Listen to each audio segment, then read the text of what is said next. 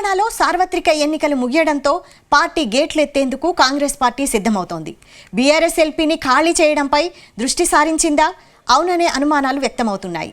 BRS నేతలకు కాంగ్రెస్ నుంచి bumper offer వచ్చింది. ఇంతకు ఆ ఆఫర్ నుంచి అటు నుంచి ఎలాంటి స్పందన వస్తుందో చూడాలి.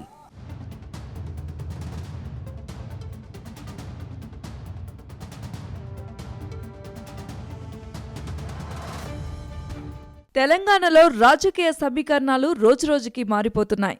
అసెంబ్లీ ఎన్నికల్లో ఓటమి తర్వాత బీఆర్ఎస్ పార్టీలోని కీలక నేతలంతా కాంగ్రెస్ బాట పట్టారు.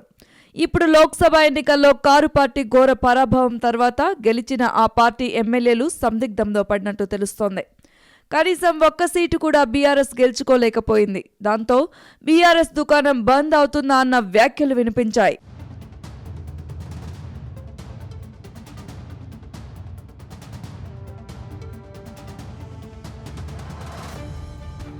ఈ క్రమంలోనే Khairatabad MLA Danam Nagender open offer ఇచ్చారు.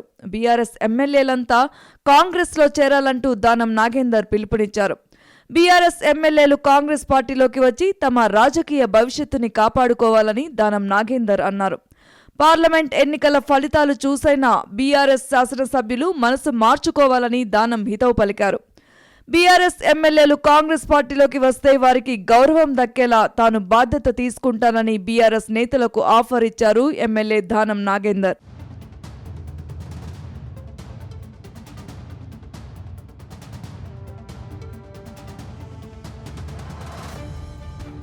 ఆరు నెలల క్రితం జరిగిన తెలంగాణ అసెంబ్లీ ఎన్నికల్లో బీఆర్ఎస్ 39 స్థానాలు గెలుచుకుంది.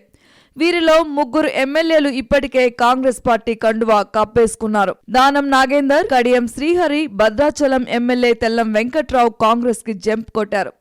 సికింద్రాబాద్ ఎంపీగా కాంగ్రెస్ నుంచి పోటీ చేసిన దానం నాగేందర్ పరాజయం పాలయ్యారు. అయితే సంఖ్యాబలం ఎక్కువగానే ఉండడంతో బీఆర్ఎస్ నుంచి తమకు ఎప్పటికైనా ముప్పు తప్పదన్న భావన కాంగ్రెస్ నేతల్లో ఉంది.